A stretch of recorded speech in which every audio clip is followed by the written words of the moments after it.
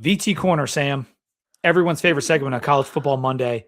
Make sure to subscribe to the channel if you haven't already, and make sure to please like the video and follow us on Spotify and Apple Podcasts. The big news that we're going to talk about in VT Corner today, Brent Pry is back. Still here, never left.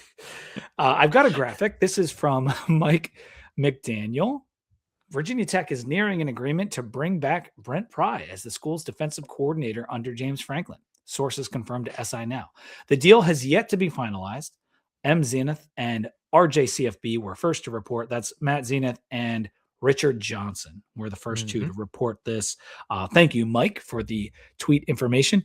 Sam, the joke we heard 1,000 times when the Franklin rumors first started is like, oh, Franklin to VT, Brent Pry as the defensive coordinator. I mean, it was made on Twitter a million times. It must have been texted to me like a dozen times. I mean, we made the joke on the show. Right. For sure.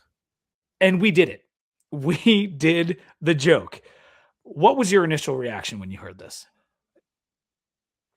I thought it was just kind of funny. Like I to be honest, I was seeing Wicked when it was happening, so my phone was off, and I opened up my phone, and all of a sudden, Brent Pry was the defense coordinator. We heard. Let's go back to the beginning, right? Because I think we should, and we can probably sum it up quicker by doing this. When Brent Pry was fired, it was very clearly the only reason Brent Pry was let go was because the on-field results had started to slip, right? Like we thought the program was headed, and then it fell off, right? That's the only reason. Everyone really liked Brent Pry. Big fans of Brent.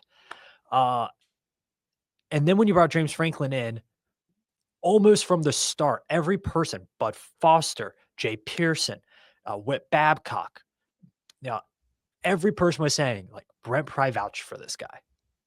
And Brent Pry was part of the process, and Brent Pry sold Virginia Tech to him, and it was like a very, very pro-Virginia Tech outlook from Brent Pry. And when we saw, I think you put out the tweet on Instagram, Twitter, whatever today, when you saw how he was talked about in that opening press conference by James Franklin, you really got the sense of these two are kind of inseparable in some ways, and that they're best buds. They believe in each other. They've been very, very successful together. And we started to think that there might be a shot here.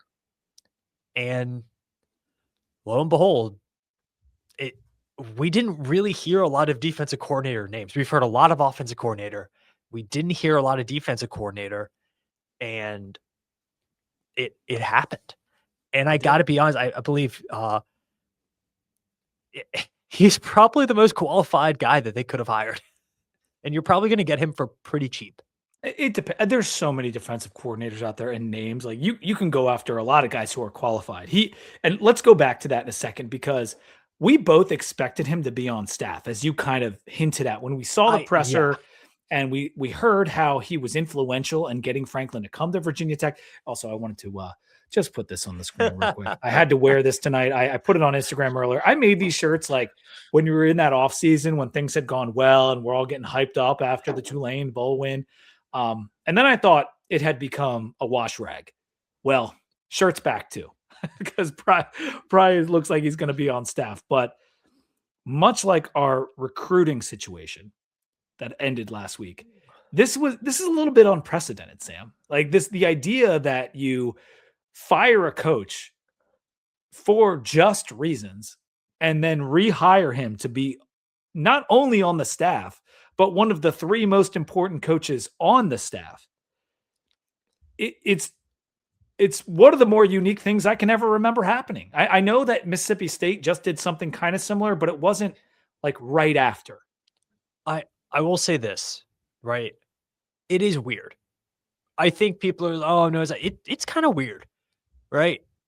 There are going to be weird moments. There are going to be weird conversations, because he is going to have to talk to some of the recruits that he was talking to as the head coach.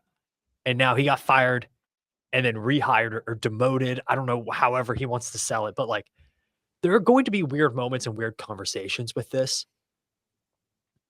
But having the backbone of it be, I believe in this place. I obviously believe in James Franklin, and he believes in me. We believe in our vision. We believe in what we've done in the past. Having that backbone to the message, I think completely changes the outside narrative of this. It It could go really poorly. I think the idea of the mom and pop shop in Blacksburg, Virginia, that narrative very well could be sold right it now. kind of feels like a move a high school would make. It- We're low on a budget. We got to move guys around. This guy wasn't so good here. We'll bring in a new coach, but we'll move him over here. Like that's what yeah. it like. I'm not saying it won't work, and we're gonna get to the pros and cons of this, but like the mom and pop shop, the small time, like there's a little bit of that feeling to it. Like, is it? I saw someone worded as like dysfunctional. Now I don't know if I'd go that far, but like I understand the concept. Like it does. It seems very To, strange. to me, it seems very much like the evil you know is better than the evil you don't. And they know what's good and what's bad about Brent Pry. And James Franklin knows that when Brent Pry has the talent and Brent Pry has the infrastructure around him, that he's a damn good defensive coordinator. And James Franklin, a very confident individual, feels like he can build that around Brent Pry again here at Virginia Tech. It's a natural fit. It works. He's already here. He loves it here. People in that building and people like everyone who has played for him, talked to him, worked with him, loves him. That's never been the question about Brent Pry. The issue with Brent Pry was Brent Pry's duties as a head coach. So Yes. let's And get to let me the put this- pros and cons of it. Let me put this on the screen first, though, because this is from Godfrey. Brent Pry. Too soon for me, but trust in Franklin, ... just win. And I wanted to bring that up because we are hiring the man who was responsible for the worst consecutive 4 quarters in modern Virginia Tech football history. That's just the way it was. The second half against Vandy, the first half against ODU, we were down 31-0 to ODU early in the second half. Yeah. It's a layer to this that's uncomfortable to talk about, but it's true. And I personally have not forgiven Brent Pry for that. I have not. It has not. It is too soon for me to forgive him for that. That doesn't mean I can't accept him in the role because I know he has a good track record at it. But like, I don't blame any Virginia Tech fan out there for not letting it go yet because that was historically awful and it deserved the firing that happened afterwards. It really, really did. Yeah. That doesn't mean he can't be a good DC for us. And I actually don't think that the majority of Virginia Tech fans think of those failures when they think of Brent Pry. Most from the comments we've been seeing on our YouTube page and our socials, like it has been overwhelmingly positive. And I'm actually going to Which is weird. Those. Yeah. Which is like, God, I keep saying weird, but like that has shocked me, to be honest with you. I thought most people would be like, huh, okay. I would say most people are like, this is great. Like, I feel like that's more of the most reaction. People would hate it. I thought there would be pitchforks and torches. All right, here. Let me read through a couple comments here because I put this on our Twitter page, and it kind of gives you a nice smattering of the reaction of Hokie Nation. Jason Williams, honestly hoping for a cleaner break, but we really didn't fully get that going back to Penn State. Well, with Franklin, I'm going to reserve full judgment and hope for the best, though it doesn't quite feel right to me. I got one from Clark Ruland. He's going to be awesome. It's his natural position no matter where he goes. No doubt he will thrive. Ethan McFarland. It will work. Always thought highly of Pry, but he just wasn't a head coach, but he can coach defense. John Cranham. It's definitely a different situation, but I am all for it. We learned that Brent Pry is not a head coach, at least not yet. But we also have quite a few stats that he was a hell of a defensive coordinator working with Franklin, both Vanderbilt and Penn State. All in. Nick, he has shown that he can be a great DC, but it is weird to say that we're not firing you, just demoting you. He definitely cares about VT and Franklin, so it's not surprising he's on staff. I just thought it would be an analyst and not a coach. Seems a little too soon. This is from Chris, Dankest Hokie. Dude obviously bleeds orange and maroon. He was great for the university Sunday through Friday. I'm okay with it and hope he's able to return to form at the DC position. VT Fish, I'm all for this. The community loves him, did everything right except win on the field. The high school connections will only get stronger with this staff. It's the feel good, this is home story that Blacksburg is known for. It's different here. This is from Breaking Down Ballers. At a glance, it's incredibly bizarre, but digging in, it makes a lot more sense. It is bizarre. Like you can't. I think Billy Ray did a really good. Gosh, it was almost like a prose, like written word about this, and I think he downplayed the awkward, weird part of this. I'm not going to totally downplay it. It is bizarre, and it is something that I think he will have to answer for, and Franklin will have to answer for, and Whit Babcock will have to answer for. But like we've talked about this time and time again with coordinator hires at Virginia Tech under Whit Babcock. They have been always inexperienced, unproven guys. Brent Pry is neither of those things. And you look at his track record at Vanderbilt and you look at it at Penn State. And honestly, you look at Virginia Tech. I think you saw flashes and moments of what he wanted Virginia Tech's defense to be. I think, unfortunately, it didn't work this year. They looked pretty good against South Carolina, and they looked good for that first half against Vanderbilt, and then something happened, right? What it all comes down to with a lot of these responses is you get a couple things. We have to trust Franklin, so we're going to go with it. It'll help recruiting even more than Franklin already has. He wasn't built to be a head coach, but he's a good DC. Like that is like mostly what people have to say. Yeah, I'm gonna put recruiting TBD. Like he was more friendly with the high school coaches and people liked him more, and he was state of Virginia, yada. Like we didn't see the results of that on the defensive side of the ball yet. This is kind of a different one from Will Stewart. He commented on it and said, QCP dropped an informative post on our boards this morning detailing how Pry's DC performance basically correlates to talent level of his teams. So it's all about the Jimmies and Joes. As long as Franklin brings in the talent, the VTD should be fine. Not a ringing endorsement, I know, but it is what it is. And so that's kind of like a very honest assessment from a very veteran Hokie like person out there, and Will Stewart from TSL, is that like, listen, Penn State was just putting in a new defense coordinator year after year, and the talent level was at a place where the defense was just going to be good. And so maybe he's not great, maybe he's not bad, maybe he's going to get what he should out of the talent. And that's more than we've been getting. Yeah, no shit. Like of course it's his defense is going to be better when he has more talented defense. No, but what Will is saying is that like as long as the talent is there, if Pry's not going to underperform on that talent. He's not going to underperform, but he's also like, I think it is fair to say like he's not one of those guys who's going to take a ragtag group of scoundrels and make them into the 84 Bears. But if you look at recruiting, if you look at recruiting across the board in modern college football, no one does that defensively. Defense is way higher correlated to star rating out of high school than offense is. Offense, you can scheme. Defense, you can't. Yep. So that is kind of what's happening across the sport. He will have a much more talented unit defensively than he did this year. That's for sure. I also think as bad as the defense was this year, we talked about it when we did our players draft at Colby. And if you haven't seen that, go check out our players draft at Colby. It's on the YouTube page, on Spotify, everything. There are some horses in the stable on defense. There are.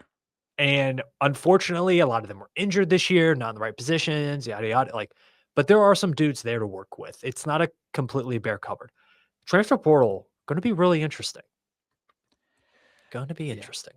All right, so let's finish with the pros and cons. And we'll start with the cons so we can finish with the positive. There's not a ton of like negative things to say. I've already said the thing about how he failed as a head coach. We all know that. We all know it was ugly. We all know he got fired for a reason.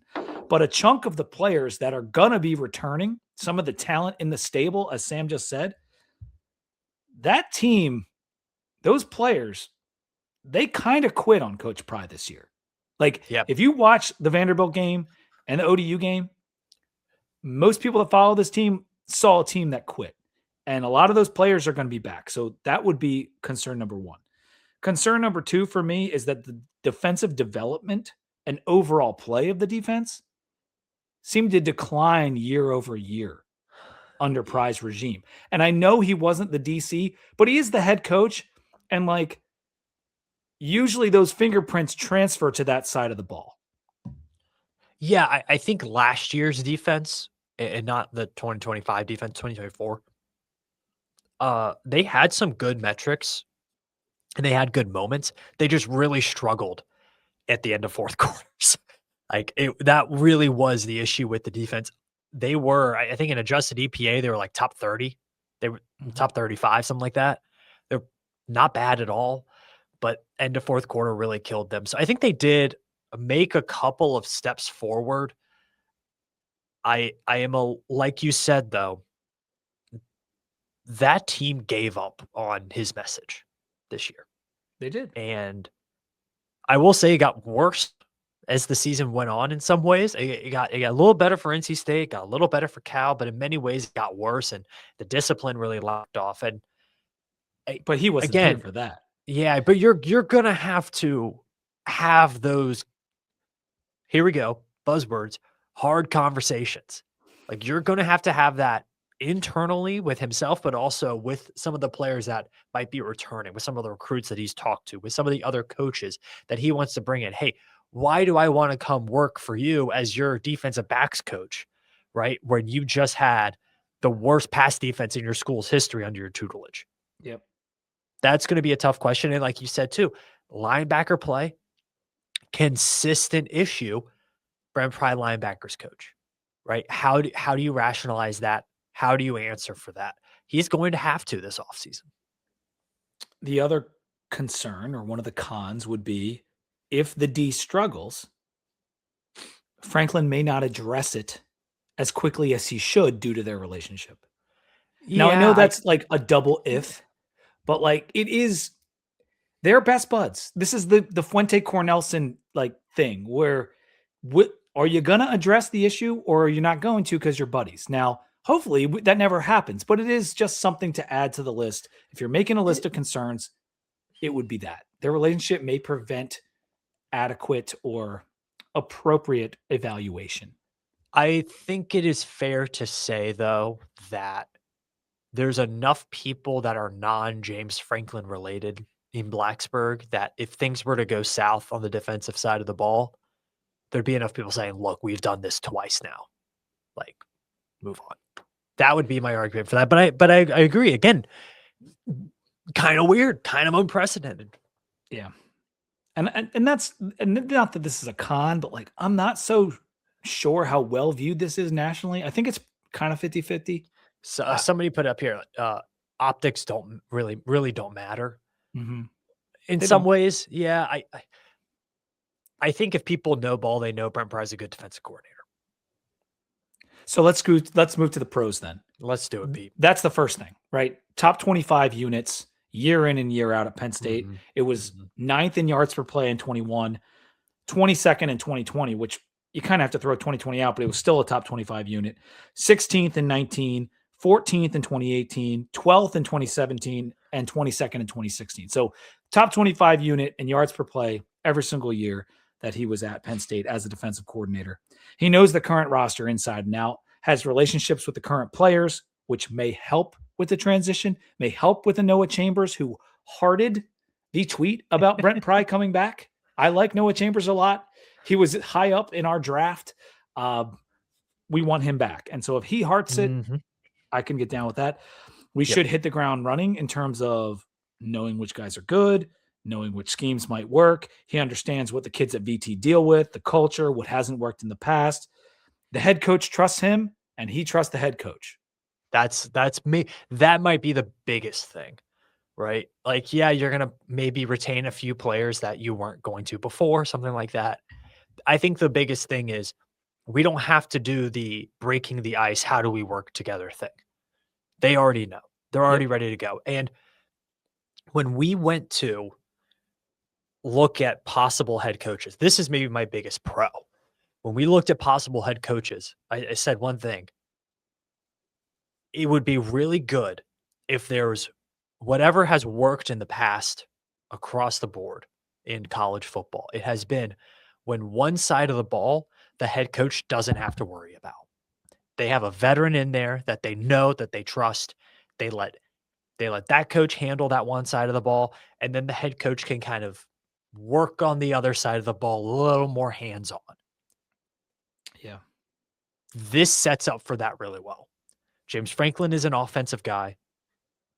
He's going to be able to spend a lot more time on the offensive side, not have to worry about defense. He's not going to have to worry about it day to day. In practice, he's not going to have to be sitting there, looking at pursuit drills, right? He's not going to be having to look at defensive linemen fire off the ball. He's not going to have to be in as many of those schematic conversations, in as many of those recruiting visits. He will, right, to close the deal, and he will oversee and be a good head coach and good leader, but he doesn't have to babysit.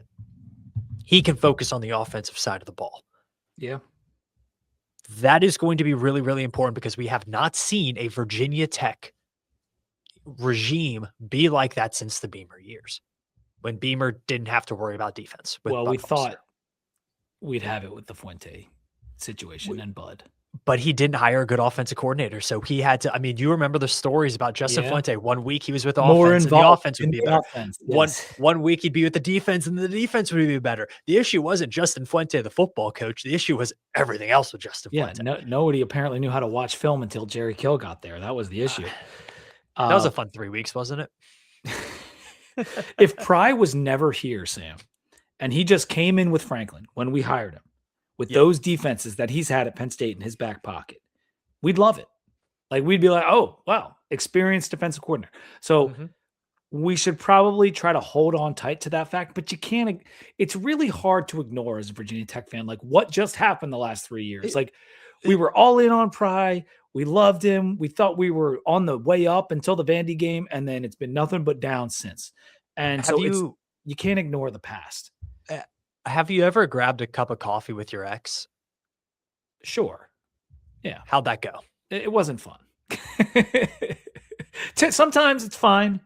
Sometimes it works out. Hey, maybe if you have 5 exes, maybe for one of them you can be friends afterwards. Right. Let's hope this is that one. This is the last kind of concern that I'll say. This is not a con to Pry. This is just an overall program concern, is that Mike Holmes talked about this a lot, like a clean break. We saw it in some of the comments. I really wanted a cleaner break, but I'll take this. Well, now Witt is still here. Michael Hazel has the general manager, according to 247, and that was a change from what it was before. So it seems like Mike Hazel is going to be around. We don't know for sure. Yeah, but it seems like we know Andy Franks is in the building, who was the GM at Penn State, pretty much. Okay.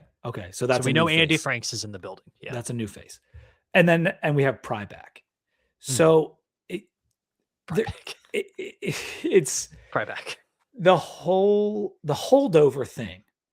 Like it's starting to feel like a few more holdovers from a 3-9 team, from a not good regime, that no individual one being here is necessarily a red flag, but in combination, it's a maroon flag since we are It's maroon. A little bit, it is a little bit weird, and you hope that they're able to identify the bad apples that didn't work and get rid of them. We don't know what the staff really looks like outside. We don't know yet. They're still building it.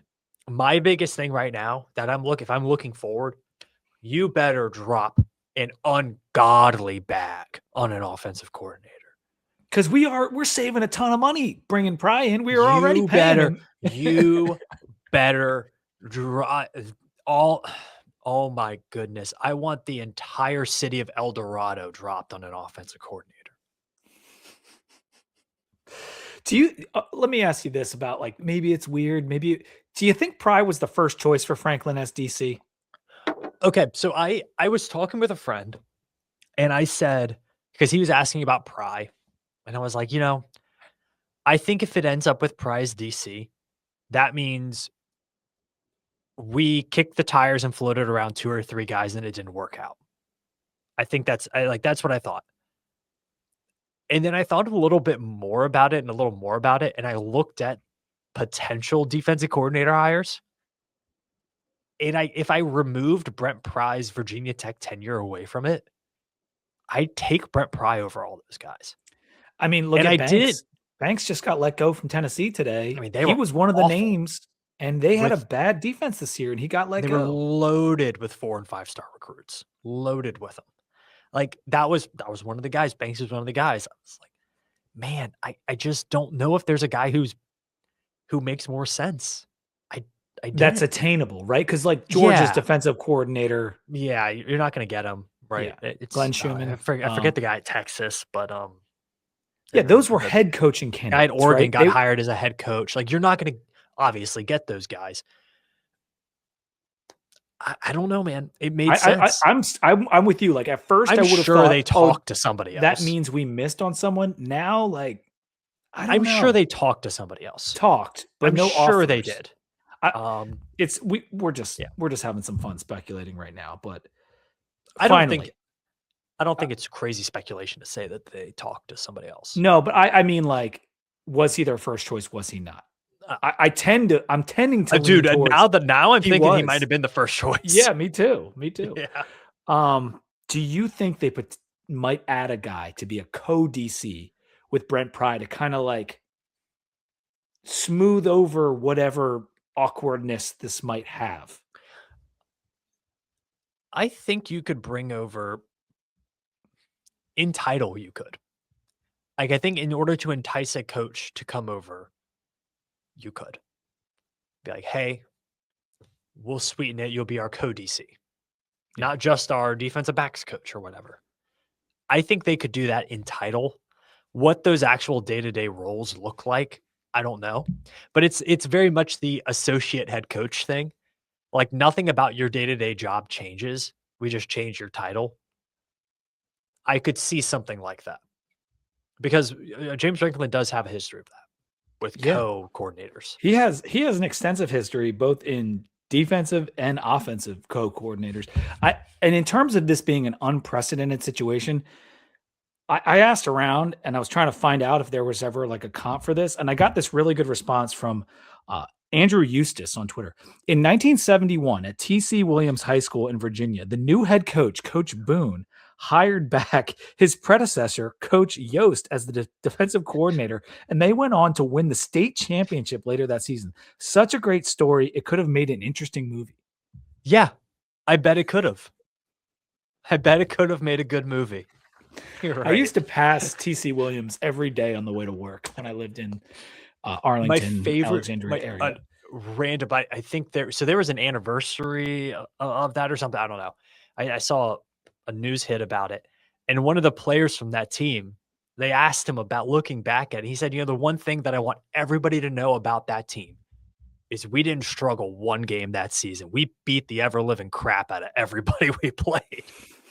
The movie makes it look like they struggled and had the close game in the state finals.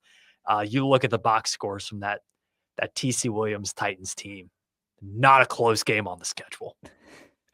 That's going to close it out. Ooh, real quick. Is Pry a better DC than Jim Knowles? Jim Knowles has a national championship. I know it was with a super team. Pete, I think you would have had a natty as a coach on Ohio State. I mean, Chip Kelly got a freaking natty from that team. Jim Knowles has a track record that's pretty darn good. I also know that they weren't super stoked on Jim Knowles towards the end of that Ohio State tenure in general, and they had to fix some things around him. And then they haven't been super duper solid on defense at Penn State this year, but obviously this is an impossible question to answer. However, I'll say this, like Jim Knowles was an extremely hot coordinator name for years. He moved around a ton because he was desirable for years up until he got hired by what became the national champions. So Brent Pry, none of us knew who he was until he was our head coach. I knew who Jim Knowles was. Yeah. It doesn't mean he's a better DC, but I think in terms of like a hotter name maybe better thought of in the industry, I think Jim Knowles is. I will say this. I would rather have Brent Pry at 1.5 million a year than I would Jim Knowles at 3 million a year, which is what Penn Without a State doubt. hired him for. I'll tell you Without a that. doubt. Yes. All right. That's going to do it for VT Corner. Thank you for all the comments. Thank you for watching. Yes, thank you.